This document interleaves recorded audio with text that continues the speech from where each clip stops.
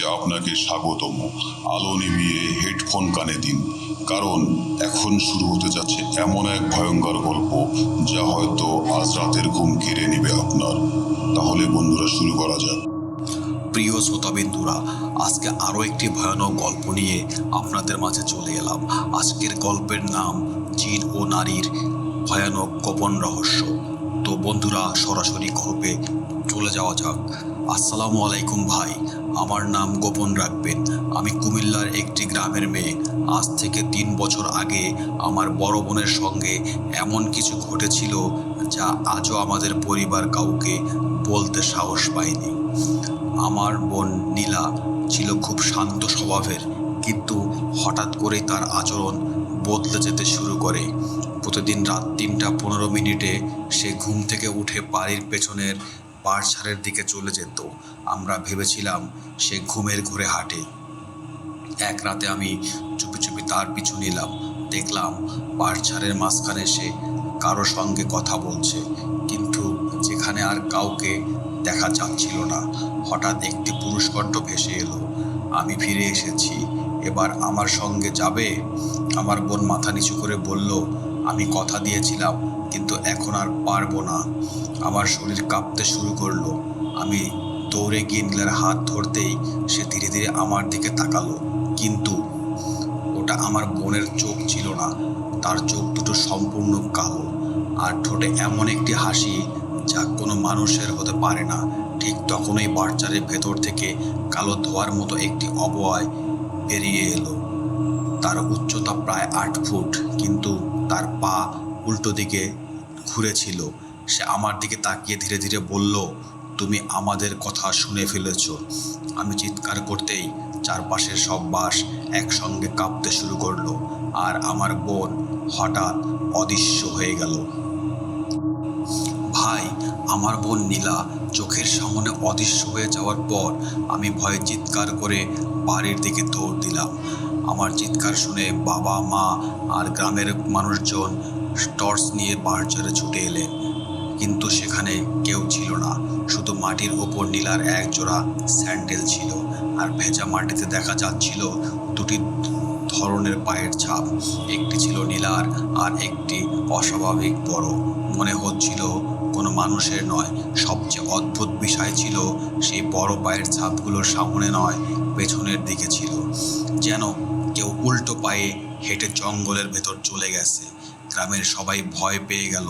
সারা রাত খোঁজাখুঁজি করেও নীলাকে পাওয়া গেল না। ঠিক ফজরের আজানের কিছুক্ষণ আগে বাড়ির দরজায় ধীরে ধীরে টিকটিক করে শব্দ হলো। বাবা দরজা খুলতেই দেখে নীলা দাঁড়িয়ে আছে। তার গায়ে সাদা কাপড়, চুল পুরো ভেজা, কিন্তু তার মুখে কোনো ভয়ের ছাপ নেই, বরং সে অদ্ভুতভাবে হাসছিল। মা দৌড়ে গিয়ে তাকে জড়িয়ে ধরতেই নীলা খুব ঠান্ডা গলায় বলল, আমাকে ছুঁয়ো না। আমরা সবাই অবাক হয়ে গেলাম। আমার বোন কোনোদিন মায়ের সঙ্গে এমনভাবে কথা বলেনি। সেদিন থেকে নীলা পুরো বদলে গেল। সে দিনের বেলায় কারো সঙ্গে কথা বলতো না, ঘরের জানলা সব সময় বন্ধ রাখতো, আর ঠিক 3:15 তার ঘর থেকে ফিসফিস করে কথা বলার শব্দ শোনা যেত। এক রাতে আমি সাহস করে তার ঘরের দরজার ফাঁক দিয়ে তাকালাম। ঘরের ভেতরে শুধু নীলা ছিল, কিন্তু সে যে কোনো শুনতে পাচ্ছিল না। হঠাৎ সে বলল, না, আমি আমার পরিবারকে ছেড়ে যেতে পারবো না। তারপর কয়েক সেকেন্ড নীরবতা। তারপর সে আবার বলল, তুমি আমাকে সময় দিয়েছিলে, আমি কথা রাখিনি। আমার শরীর কাঁপতে লাগলো। ঠিক তখনই ঘরের ভেতর থেকে আরেকটি কণ্ঠ শোনা গেল, গভীর, ভারী একটি পুরুষ কণ্ঠ, কিন্তু ঘরে তো নীলা ছাড়া আর কেউ নেই। কণ্ঠটি বলল, পরের পূর্ণিমায় আমি তোমাকে নিয়ে যাব। এই কথা শুনেই আমি ভয়ে পিছিয়ে গেলাম। ঠিক সেই মুহূর্তে নীলার ঘরের দরজার নিচে থেকেই ধীরে ধীরে খুলে গেল। সে দরজার সামনে দাঁড়িয়েছিল, কিন্তু তার চোখ দুটি সম্পূর্ণ সাদা হয়ে গেছে। সে সরাসরি আমার দিকে তাকিয়ে মৃদু হেসে বলল, তুমি সব শুনে ফেলেছ। তারপর সে আমার নাম ধরে ডাকলো, কিন্তু সেই কণ্ঠ, ওটা আমার বোনের কণ্ঠ ছিল না। ভাই, নীলা যখন আমার নাম ধরে ডাকলো, তখন আমার মনে হচ্ছিল আমি যেন আমার বোনের সামনে দাঁড়িয়ে নেই। অন্য কারো সামনে দাঁড়িয়ে আছি। তার চোখ দুটো সম্পূর্ণ সাদা, ঠোঁটে অদ্ভুত একটা হাসি। সে ধীরে ধীরে আমার দিকে এগিয়ে আসতে লাগলো। আমি আর দাঁড়িয়ে থাকতে পারলাম না, দৌড়ে নিজের ঘরে ঢুকে দরজা বন্ধ করে দিলাম। সারা রাত দরজার বাইরে পায়ের শব্দ শুনতে পেলাম, টুপ টুপ করে। মনে হচ্ছিল কেউ খালি পায়ে বারান্দায় হাঁটছে। ভোরের আয়োজনের শব্দ শোনা গেল। পরদিন সকালে নীলা যেন স্বাভাবিক। সে আগের রাতের কোনো ঘটনাই মনে করতে পারছিল না। আমি তাকে জিজ্ঞাসা করলাম, কাল রাতে তুমি কার সঙ্গে কথা বলছিলে? সে অবাক হয়ে বলল, আমি তো রাত 10টার পরেই ঘুমিয়ে পড়েছিলাম। তার চোখে সত্যিই বিস্ময় ছিল। মনে হচ্ছিল সে কিছুই জানে না। কিন্তু সেদিন বিকালে আরও অদ্ভুত ঘটনা ঘটল। আমার বাড়ির নীলার বিয়ের কথা বলতে কয়েকজন আত্মীয় এলেন। সবাই বসে কথা বলছেন। হঠাৎ নীলা চা নিয়ে ঘরে ঢুকতেই ঘরের কোণে রাখা বড় আয়নাটি নিজে থেকেই ফেটে গেল। চরর করে একটি বিকট শব্দ। সবাই চমকে উঠল। কিন্তু সবচেয়ে ভয়ঙ্কর বিষয় ছিল, আয়নার ভাঙা কাছে আমার নীলার প্রতিধ্বনি দেখতে পেলাম না, বরং তার পেছনে দাঁড়িয়ে ছিল একটি লম্বা কালো অবয়ব, মাথায় কালো পাগড়ির মতো কিছু, পুরো মুখ ছায়ায় ঢাকা, আর হাত দুটি চোখ আগুনের মতো জ্বলছে। আমি পেছনে তাকালাম, কেউ নেই। আবার আয়নার দিকে তাকাতেই সেই অবয়বটি ধীরে ধীরে মাথা কাত করলো। তারপর ভাঙা কাচের ভেতর থেকেই সে হাত বাড়ালো। আমার ছোট্ট চাচাতো ভাই রিয়াদ ভয়ে চিৎকার করে উঠল। সবাই দৌড়ে বাইরে চলে গেল, কিন্তু নীলা স্থির দাঁড়িয়ে রইল। সে আয়নার দিকে তাকিয়ে খুব আস্তে বলল, আমি কথা রেখেছি, এখন তুমি কথা রাখো। আমরা সবাই অবাক, সে কার সঙ্গে কথা বলছে। ঠিক তখনই বাড়ির পেছনের পুরনো কুয়া থেকে বিকট একটা আওয়াজ। মনে হলো কেউ জোরে জোরে কুয়ার ভেতর থেকে দরজায় আঘাত করছে। থাপ থাপ থাপ। আমার বাবা টর্চ নিয়ে কুয়ার কাছে গেলেন। তিনি ভেতরে আলো ফেলতেই হঠাৎ আতঙ্কে এক পা পিছিয়ে গেলেন। আমি দৌড়ে গিয়ে জিজ্ঞাসা করলাম, কি হয়েছে? বাবা কাঁপা গলায় বললেন, কুয়ার নিচে একজন মানুষ দাঁড়িয়ে আছে। আমি টর্চ নিয়ে নিচে নামলাম। অনেক গভীর পানির ওপর একজন কালো কাপড় পরা লোক স্থির দাঁড়িয়ে আছে। সে ধীরে ধীরে মাথা তুলে আমার দিকে তাকালো। তারপর এক অদ্ভুত হাসি দিয়ে বলল, পূর্ণিমা আর মাত্র 3 রাত বাকি। বলেই সে পানির ভেতর ডুবে গেল। কিন্তু আশ্চর্যের বিষয়, পানিতে একটু ঢেউ ছিল না।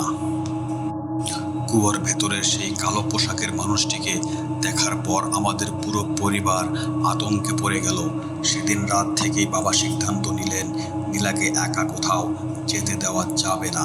কিন্তু অদ্ভুত বিষয় হলো, রাত ঠিক 3টা 15 মিনিটে আমাদের ঘরের সব দরজা জানালা নিজে থেকেই খুলে গেল। বাইরে কোনো বাতাস ছিল না, তবুও পর্দাগুলো অদ্ভুতভাবে উঠছিল। আমি ঘুম থেকে ভেঙে দেখি নীলার বিছানা খালি, দরজাটাও খালি। আমি দুটো টর্চ নিয়ে বাড়ির বাইরে বের হলাম। দূরে বারচারের থেকে একটি সাদা ছায়া হাঁটছে। আমি বুঝে গেলাম ওটা নীলা। আমি ধীরে ধীরে তার পিছু নিলাম, কিন্তু আজ সে আগের জায়গায় যায়নি। সে সোজা চলে গেল গ্রামের শেষ প্রান্তে, বহু বছর ধরে পরিত্যক্ত একটি জমিদার বাড়ির সামনে। বাড়িটির বিশাল লোহার ফটক মরিচা ধরা বন্ধ ছিল।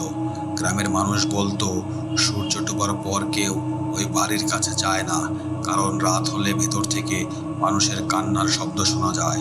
আমি দূরে লুকিয়ে দাঁড়িয়েছিলাম। ঠিক তখনই নিজে থেকে ক্যাচ ক্যাচ শব্দ করে ফটকটি খুলে গেল।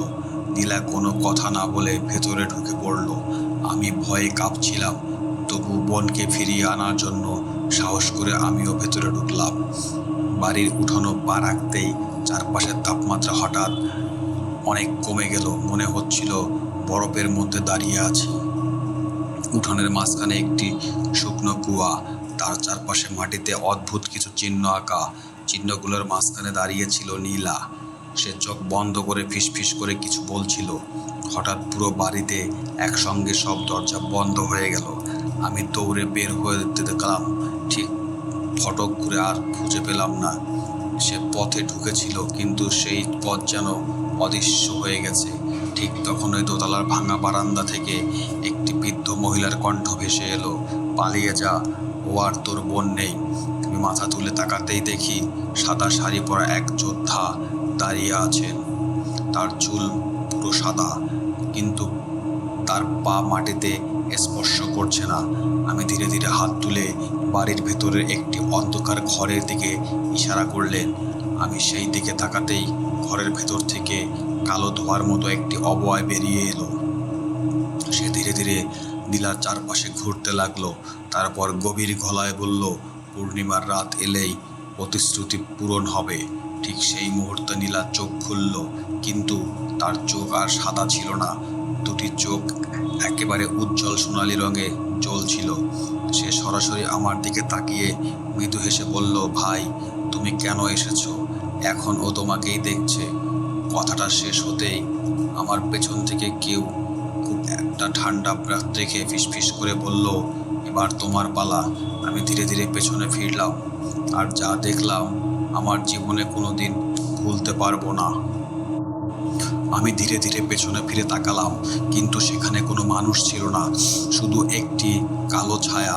ছায়াটা মাটিতে ছিল না, আমার নিজের ছায়ার ওপর দাঁড়িয়ে ছিল। আমি এক পা সামনে এগোতেই ছায়াটাও এক পা এগোলো। কিন্তু আশ্চর্যের বিষয় হলো, আমার নড়াচড়ার সঙ্গে তার কোনো মিল ছিল না। ঠিক তখনই পুরো জমিদার বাড়ির ভেতর থেকে একসঙ্গে অসংখ্য দরজা বন্ধ হওয়ার শব্দ এলো। মনে হচ্ছিল বাড়িটা যেন জীবন্ত হয়ে উঠেছে। আমি নীলার দিকে দৌড়াতে গেলাম, কিন্তু মাঝপথে হঠাৎ মাটির নিচ থেকে কালো ধোঁয়ার মতো কিছু উঠে এসে আমার পা জড়িয়ে ধরলো। আমি মাটিতে পড়ে গেলাম। ঠিক সেই সময় সাদা শাড়ি পরা বৃদ্ধা আবার আমার সামনে এসে দাঁড়ালেন। এবার তার মুখে ভয়ের বদলে ছিল কষ্টের ছাপ। তিনি খুব আস্তে বললেন, ওকে বাঁচাতে হলে আগে এই বাড়ির ইতিহাস জানতে হবে। আমি কাঁপা গলায় জিজ্ঞাসা করলাম, কি ইতিহাস? বৃদ্ধ দীর্ঘশ্বাস ফেলে বলতে শুরু করলেন, আজ থেকে প্রায় 70 বছর আগে এই জমিদার বাড়িতে এক ধনী পরিবার মেয়ে থাকতো। সে এক অচেনা যুবকের প্রেমে পড়ে, কিন্তু কেউ জানতো না যুবকটি মানুষ ছিল না। প্রতিদিন গভীর রাতে সে এই বাড়িতে আসতো। প্রথমে সবাই ভেবেছিল কোনো সাধারণ মানুষ, কিন্তু ধীরে ধীরে বাড়ির লোকজন একে একে নিখোঁজ হতে শুরু করলো। শেষ পর্যন্ত জানা যায় সেই যুবক মানুষের রূপ ধারণ করত। তার আসল পরিচয় কেউ জানতে পারেনি, কিন্তু গ্রামের বৃদ্ধারা বলতেন সে ছিল এক অশুভ অতি প্রাকৃতিক সত্তা। সে মানুষের আবেগ আর লোভকে ব্যবহার করে তাদের ধ্বংসের দিকে টেনে নিত। বৃদ্ধার কথা শেষ হতেই পুরো বাড়ি কেঁপে উঠল। দূরের অন্ধকার করিডোর থেকে ধীরে ধীরে একজন যুবক হেঁটে আসতে লাগলো।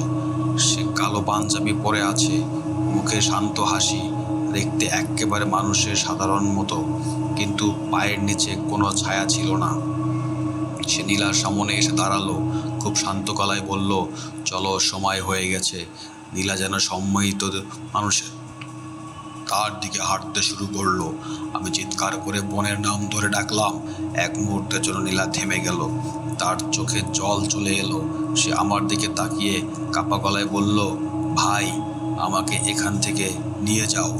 কিন্তু কথাটা শেষ হওয়ার আগেই কালো পোশাকের যুবকটি ধীরে ধীরে তার মাথা ঘুরিয়ে আমার দিকে তাকালো, আর প্রথমবারের মতো তার মুখের হাসি মিলিয়ে গেল। তার দুটি চোখ সম্পূর্ণ কালো হয়ে উঠল। তারপর চারপাশের সব আলো নিভে গেল। অন্ধকারের মধ্যে শুধু একটি কণ্ঠ ভেসে এলো, আজ থেকে তুমিও এই রহস্যের অংশ। আমি কিছুই বলতে দেখতে পারছিলাম না, শুধু অনুভব করছিলাম কেউ একজন ধীরে ধীরে আমার ঠিক সামনে এসে দাঁড়িয়েছে। অন্ধকারের মধ্যে আমি শুধু অনুভব করছিলাম কেউ একজন আমার খুব কাছে দাঁড়িয়ে আছে। তার নিঃশ্বাসের শব্দ স্পষ্ট শুনতে পাচ্ছিলাম, কিন্তু চোখের সামনে শুধু কালো অন্ধকার। আমি নড়ার চেষ্টা করলাম, পারলাম না। মনে হচ্ছিল আমার পুরো শরীর পাথর হয়ে গেছে। হঠাৎ একটি মৃদু আলো জ্বলে উঠল। দেখলাম আমি জমিদার বাড়ির ভেতরে নেই। আমি দাঁড়িয়ে আছি একটি লম্বা করিডোরে। দুই পাশে অসংখ্য দরজা, প্রতিটি দরজার ওপর একটি করে নাম লেখা। কিছু নাম আমি চিনতাম না, কিন্তু হঠাৎ একটি দরজার ওপর নিজের নাম দেখে আমার বুক কেঁপে উঠল। সেখানে স্পষ্ট লেখা, সাগর। আমি ভয়ে পিছিয়ে গেলাম। ঠিক তখন ওই করিডোরের শেষ মাথা থেকে সেই কালো পোশাকের যুবকটি ধীরে ধীরে হেঁটে আসতে লাগলো। সে এবার আর হাসছিল না, খুব শান্ত গলায় বলল, প্রত্যেক মানুষের জন্য একটি দরজা থাকে, একবার খুললে আর ফিরে যাওয়ার পথ থাকে না। আমি কোনো উত্তর দিলাম না। সে আবার বলল, তোমার বোন এখনো ফিরে আসতে পারে, কিন্তু তার বদলে একজনকে থাকতে হবে। আমার বুকের ভেতরটা কেঁপে উঠল। আমি জিজ্ঞাসা করলাম, কাকে? সে শুধু আমার দিকে তাকিয়ে হাসলো। তারপর ধীরে ধীরে আমার নাম লেখা দরজার দিকে আঙ্গুল তুলল। ঠিক তখনই আমার বোন নীলা কোথা থেকে যেন দৌড়ে এসে আমার সামনে দাঁড়ালো। সে কাঁদছিল। আমার হাত শক্ত করে ধরে বলল, না ভাই, কোনো দরজা খুলবে না, ও মিথ্যা বলছে। কথাটা শেষ হওয়ার সঙ্গে সঙ্গে পুরো করিডোর কেঁপে উঠল। সব দরজা একসঙ্গে খুলে গেল। ভেতর থেকে অসংখ্য মানুষের কান্না, চিৎকার আর সাহায্যের আর্তনাদ ভেসে এলো। আমি আতঙ্কে চারদিকে তাকিয়ে দেখলাম প্রতিটি ঘরের ভেতরে একজন করে মানুষ আটকে আছে। কেউ বৃদ্ধা, কেউ শিশু, কেউ যুবক। তারা সবাই দরজার আঘাত করে চিৎকার করছে, আমাদের বের করো। হঠাৎ সাদা শাড়ি পরা সেই বৃদ্ধা আবার দেখা দিলেন। তিনি চিৎকার করে বললেন, কোনো দরজার ভেতর তাকিও না, ওরা তোমাকে ফাঁদে ফেলবে। কিন্তু ঠিক তখনই একটি দরজার ভেতর থেকে আমি আমার মায়ের কণ্ঠ শুনতে পেলাম, সাগর, আমাকে বাঁচাও। আমি স্তব্ধ হয়ে গেলাম। অসম্ভব, আমার মা তো বাড়িতে, তাহলে এই কণ্ঠ কার? আমি এক পা দরজার দিকে এগোতেই কালো পোশাকের যুবকটি মৃদু হেসে বলল, মানুষ সবচেয়ে সহজে ফাঁদে পড়ে যখন সে নিজের প্রিয় মানুষের কণ্ঠ শোনে। ঠিক সেই মুহূর্তে আমার পেছন থেকে নীলা চিৎকার করে উঠল। আমি ঘরে তাকিয়ে দেখলাম চারপাশে অন্ধকার থেকে শত শত মানুষ কালো হাবিয়ে বেরিয়ে যাচ্ছে। নীলা কাঁদতে কাঁদতে শুধু একটি কথাই বলল, ভাই, আমাকে ছেড়ে যেও না। আমি তার হাত ধরতে দৌড় দিলাম, কিন্তু মাটির নিচে হঠাৎ একটি বিশাল ফাটল তৈরি হলো, আর আমরা দুজনেই সেই অন্ধকার গহ্বরে পড়ে যেতে শুরু করলাম। কিন্তু আশ্চর্যের বিষয়, মনে হচ্ছিল আমরা পড়ছি, অথচ মাটিতে গিয়ে আঘাত লাগছে না। চারপাশে শুধু ঘন কালো কুয়াশা, কানে ভেসে আসছিল অদ্ভুত সব ফিসফিস শব্দ। কিছুক্ষণ পর হঠাৎ একটি শক্ত মাটির উপর পড়লাম। আমি উঠে চারদিকে তাকাতেই দেখি এটা কোনো জমিদার বাড়ি নয়। চারদিকে অসংখ্য পুরনো কবর, প্রতিটি কবরের মাথায় কালো পাথর, আর প্রতিটি পাথরের একই চিহ্ন খোদাই করা, যে চিহ্নটা আমি আগেও জমিদার বাড়ির উঠানে দেখছিলাম। নীলা আমার হাত শক্ত করে ধরে বলল, ভাই, আমাদের এখান থেকে চলে যেতে হবে। ঠিক তখনই দূরে একটি কবরের মাটি নিজে থেকেই নড়তে শুরু করলো। ধীরে ধীরে মাটি পেটে একটি হাত বেরিয়ে এলো, তারপর আরও অনেক। 1 মিনিটের মধ্যে চারপাশের প্রায় সব কবর থেকেই হাত বেরিয়ে আসতে লাগলো। আমি আতঙ্কে নীলাকে নিয়ে দৌড় দিলাম, কিন্তু যতই দৌড়াই মনে হচ্ছিল আমরা একই জায়গায় ঘুরে ফিরে আসছি। হঠাৎ দূরে একটি ছোট্ট মসজিদ দেখতে পেলাম। মসজিদটির দরজা খোলা, ভেতর থেকে আলো বের হচ্ছে। আমরা কোনো কিছু না ভেবে সেদিকে দৌড় দিলাম। মসজিদের ভেতরে ঢুকতেই বাইরের সব শব্দ থেমে গেল। একজন বৃদ্ধ বসেছিলেন, সাদা শাড়ি, সাদা পোশাক। তিনি শান্ত চোখে আমাদের দিকে তাকালেন, তারপর বললেন, তোমরা অনেক দেরি করে ফেলেছ। আমি হাঁপাতে হাঁপাতে সব ঘটনা খুলে বললাম। বৃদ্ধ কিছুক্ষণ চুপ করে তাকলেন, তারপর বললেন, যে অশুভ শক্তির মুখোমুখি হয়েছে সে মানুষের ভয় আর দুর্বলতাকে ব্যবহার করে। সে কাউকে জোর করে নিয়ে যেতে পারে না, কিন্তু মানুষকে ভুল সিদ্ধান্ত নিতে বাধ্য করে। আমার বুকটা কেঁপে উঠল। আমি জিজ্ঞাসা করলাম, তাহলে আমার বোনকে কিভাবে বাঁচাবো? বৃদ্ধ নীলার দিকে তাকিয়ে ধীরে ধীরে বললেন, যতক্ষণ সে নিজের ইচ্ছায় হার মানেনি ততক্ষণ আশা আছে, কিন্তু আজ রাতের পর সুযোগ আর নাও থাকতে পারে। ঠিক তখনই মসজিদের বাইরে প্রচণ্ড ঝড় শুরু হলো। দরজার শব্দ, যেন কেউ বাইরে দাঁড়িয়ে আঘাত করছে। তারপর একটি পরিচিত কণ্ঠ শোনা গেল। এটা ছিল আমার বাবার কণ্ঠ, সাগর, দরজা খোলো, আমি এসেছি। আমি আনন্দে দরজার দিকে এগোতেই বৃদ্ধ জোরে জোরে বললেন, থামো, বাইরে যে আছে সে তোমার বাবা নয়।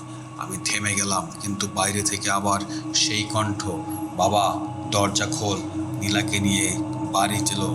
নীলা কান্নায় ভেঙে পড়ল। সে বলল, ভাই এটা তো আব্বুর গলা। ঠিক তখনই দরজাটার নিচ দিয়ে ধীরে ধীরে কালো ধোঁয়ার ভেতরে ঢুকতে শুরু করলো, আর সেই ধোঁয়ার মধ্যে দুটি জ্বলন্ত চোখ দেখা দিল। তারপর দরজার ওপাশ থেকে ভেসে এলো একটি ভয়ঙ্কর হাসি। দরজার নিচে কালো ধোঁয়া ঢুকতেই পুরো মসজিদের ভেতরের বাতাস যেন হঠাৎ ভারী হয়ে এলো। বাইরে ঝড়ের শব্দ আরো তীব্র হয়ে উঠল, কিন্তু আশ্চর্য, ভেতরে বসে থাকা শব্দের মুখে কোনো ভয়ের ছাপ ছিল না। তিনি শান্ত গলায় বললেন, যে সত্যকে লুকিয়ে রাখা হয়, অশুভ শক্তি সেই সত্যকেই যন্ত্রণা বানায়। এই কথা শুনেই তিনি আমাদের মসজিদের পেছনের একটি ছোট্ট ঘরে নিয়ে গেলেন। ঘরটি বহু পুরনো, দেয়ালে ধুলো জমে আছে, এক কোণে একটি কাঠের সিন্দুক। বৃদ্ধ ধীরে ধীরে সিন্দুক খুললেই ভেতরে ছিল কয়েকটি পুরনো ডায়েরি, কিছু হলদে হয়ে যাওয়া ছবি এবং একটি রূপার লকেট। তিনি একটি ডায়েরি আমার হাতে দিয়ে বললেন, এটি পড়ো, তাহলে বুঝতে পারবে কেন তোমাদের পরিবারকে অনুসরণ করা হচ্ছে। আমি কাঁপা হাতে ডায়েরিটি খুললাম। প্রথম পাতায় লেখা 1978 সাল। যদি কেউ এই লেখা পড়ে, জেনে রেখো আমরা বড় একটি ভুল করেছি। ডায়েরিটি লিখেছিলেন আমার দাদা। তিনি লিখেছিলেন, বহু বছর আগে গ্রামের এক পরিত্যক্ত বাড়িতে এক অদ্ভুত যুবকের সঙ্গে তার দেখা হয়।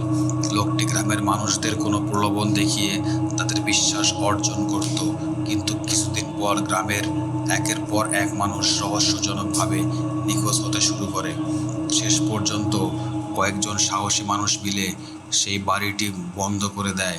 কিন্তু যাওয়ার আগে লোকটি বলেছিল, একদিন আমি ফিরে আসব, তখন আমাদের বংশের একজন আমাকে স্বেচ্ছায় দরজা খুলে দিবে।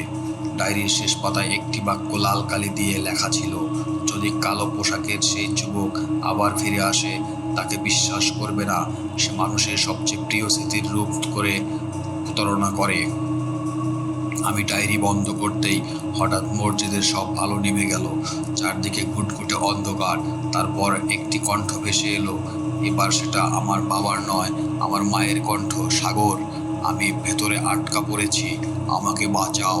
নীলা কাঁদতে কাঁদতে দরজার দিকে ছুটে গেল।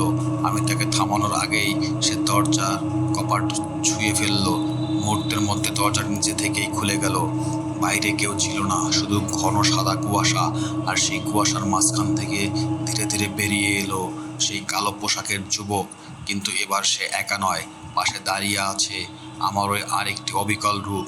সে আমার মতোই দেখতে, একই মুখ, একই পোশাক, এমনকি আমার কণ্ঠেই সে নীলাকে বলল, চলো, এটা আসল সাগর নয়, আমি তোমার ভাই। নীলা হতভম্ব হয়ে আমার দিকে আমার দিকে তাকিয়ে রইল। সে বুঝতে পারছিল না আসল আমি কে। ঠিক তখনই সেই যুবক ধীরে ধীরে হাসলো আর বলল, এবার সিদ্ধান্ত নাও, ভুল মানুষকে বিশ্বাস করলে আর কখনো ফিরে যেতে পারবে না। আমি চিৎকার করে নীলার নাম ধরলাম, কিন্তু সে ইতিমধ্যেই আমার নকল রূপটার দিকে হাঁটতে শুরু করলো। নীলা আমার নকল রূপটার দিকে হাঁটতে শুরু করলেও আমি যত চিৎকারই করি সে যেন কিছুই শুনতে পাচ্ছিল না। তার চোখ দুটো ফাঁকা, মনে হচ্ছিল সে কোনো অদৃশ্য সম্মোহনের মধ্যে আছে। আমি দৌড়ে গিয়ে তার হাত ধরতে গেলাম, কিন্তু ঠিক তখনই আমার মতো দেখতে সেই মানুষটি নীলার হাত ধরতে ফেললো।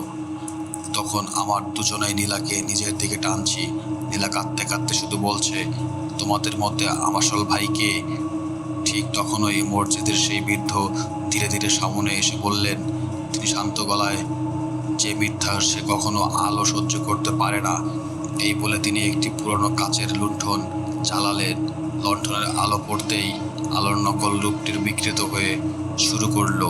তার চোখ দুটো ধীরে ধীরে সম্পূর্ণ কালো হয়ে গেল। মুখের চামড়া ফেটে কালো ধোঁয়া বের হতে লাগলো। কয়েক সেকেন্ডের মধ্যেই সে আর মানুষের মতো রইল না। তার হাত অস্বাভাবিক লম্বা হয়ে গেল, আঙ্গুলের নখ কালো ও ধারালো। তার মুখের ভেতর দেখা গেল সারি সারি ক্ষীণ দাঁত। সে ভয়ঙ্কর গলা চিৎকার করে উঠল, মানুষ সবসময় চোখকে বিশ্বাস করে, তাই তাদের প্রতারণা করা এত সহজ। তাই বলে সে পুরো মসজিদের ভেতর কালো ধোঁয়া ছড়িয়ে দিল। কিছুই দেখা যাচ্ছিল না। আমি শুধু নীলার হাত শক্ত করে ধরে দিয়েছিলাম। হঠাৎ আমার কানে খুব আস্তে একটি কণ্ঠ ভেসে এলো। সেটা ছিল সেই সাদা শাড়ি পরা বৃদ্ধার কণ্ঠ।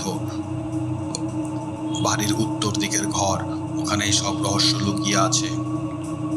কণ্ঠটা মিলিয়ে যেতেই কালো ধোঁয়ায় ধীরে ধীরে সরে যেতে লাগলো। আমরা আবার মসজিদের বাইরের উঠানে দাঁড়িয়ে আছি। মসজিদ নেই, বৃদ্ধ নেই, চারদিকে শুধু নিস্তব্ধতা। কিন্তু এবার বাড়ির উত্তর দিকের একটি দরজা নিজে থেকেই ধীরে ধীরে খুলে গেল। ভেতরে সম্পূর্ণ অন্ধকার। নীলা ভয়ে আমার হাত শক্ত করে ধরলো। সে ফিসফিস করে বলল, ভাই, ওখানে কেউ আমাদের অপেক্ষা করছে। আমরা ধীরে ধীরে ঘরের ভেতর ঢুকলাম। টর্চের আলো ফেলতেই দেখি ঘরের মাঝখানে একটি পুরনো কাঠের দোলনা। দোলনাটি নিজে থেকেই আস্তে আস্তে দুলছে। তার ওপর রাখা একটি পুরনো পুতুল। হঠাৎ পুতুলটি নিজেই তার মাথা ঘুরিয়ে আমাদের দিকে তাকালো। তারপর শিশুর কণ্ঠে বলল, অনেক দেরি হয়ে গেছে, পূর্ণিমা শুরু হয়ে গেছে। ঠিক সেই মুহূর্তে জমিদার বাড়ির বাইরে থেকে ভেসে এলো অসংখ্য মানুষের হাঁটার শব্দ। আমি জানালার কাছ দিয়ে তাকাতেই আমার বুকের রক্ত হিম হয়ে গেল। পুরো বাড়িটিকে ঘিরে ধরেছিল শত শত কালো ছায়া মূর্তি, আর তারা সবাই একসঙ্গে আমাদের দিকেই তাকিয়ে আছে। ভাই, জানালার বাইরে থাকা শত শত কালো ছায়া মূর্তিকে দেখে আমার শরীর অবশ হয়ে গিয়েছিল। তারা কেউ নড়ছিল না, শুধু নিঃশব্দে আমার দিকে তাকিয়েছিল। ঠিক তখনই ঘরের মাঝখানে রাখা পুরনো পুতুলটি নিজে থেকে মাটিতে পড়ে ভেঙে গেল। পুতুলের ভেতর থেকে একটি ছোট্ট রূপার চাবি বেরিয়ে এলো। আমি চাবিটি হাতে নিতেই পুরো ঘরের দেয়াল একের পর এক পুরনো ছবি ফুটে উঠতে শুরু করলো। সেখানে দেখা গেল বহু বছর আগের সেই জমিদার বাড়ি, গ্রামের মানুষ, আর সেই রহস্যময় কালো পোশাকের যুবক। কেউ কারো ওপর জোর করছিল না, বরং সবাই নিজের ইচ্ছায় তার সঙ্গে কথা বলছিল। তার ধাওয়া ধন সম্পদ আর সুখের প্রলোভন আকৃষ্ট হচ্ছিল। তখনই বুঝলাম, এই অশুভ শক্তির আসল ক্ষমতা ভয় নয়, লোভ আর প্রতারণা। ঠিক সেই মুহূর্তে কালো পোশাকের যুবকটি আবার আমাদের সামনে এসে দাঁড়ালো। সে শান্ত গলায় বলল, আমি কাউকে টেনে আনি না, মানুষ নিজেই সিদ্ধান্তের আমার কাছে আসে। নীলা এবার আমার সামনে এসে দাঁড়ালো। সে আর আগের মতো ভীত ছিল না। সে দৃঢ় কণ্ঠে বলল, আমি তোমার কোনো প্রতিশ্রুতি দেইনি, আমি তোমার সঙ্গে যাব না। সেই কথা বলতেই যুবকের মুখের হাসি মিলিয়ে গেল। চারপাশের সব ছায়ামূর্তি একসঙ্গে চিৎকার করে উঠল। পুরো জমিদার বাড়ি কাঁপতে শুরু করলো। আমি দ্রুত রূপার চাবিটি দিয়ে ঘরের কোণে থাকা একটি পুরনো কাঠের বাক্স খুললাম। ভেতরে ছিল একটি পুরনো দলিল। দলিলে লেখা ছিল, যে ব্যক্তি সত্যকে বেছে নেবে এবং প্রতারণাকে প্রত্যাখ্যান করবে, তার উপর এই অভিশাপের কোনো অধিকার থাকবে না। আমি দলিলটি উচ্চস্বরে পড়তে শুরু করলাম। পড়া শেষ হতেই ঘরের ভেতর প্রবল বাতাস বইতে লাগলো। এক এক করে সব কালো ছায়ামূর্তি ধোঁয়ার মতো মিলিয়ে যেতে শুরু করলো। কালো পোশাকের যুবকটি কয়েক পা পিছিয়ে গেল। সে শেষবারের মতো আমার দিকে তাকিয়ে বলল, মানুষ যতদিন লোভ করবে, আমি অন্য কোনো পথে আবার ফিরে আসব। কথাটি শেষ হতেই সে কালো ধোঁয়ার মধ্যে মিলিয়ে গেল। পরের মুহূর্তেই জমিদার বাড়ির সব কিছু স্বাভাবিক হয়ে গেল। আমরা দ্রুত বাড়ি থেকে বেরিয়ে এলাম। পরদিন সকালেই গ্রামের মানুষ নিয়ে সেখানে আবার গেল। বাড়িটি ছিল সম্পূর্ণ পরিত্যক্ত। ভেতরে আগের রাতের কোনো চিহ্নই ছিল না।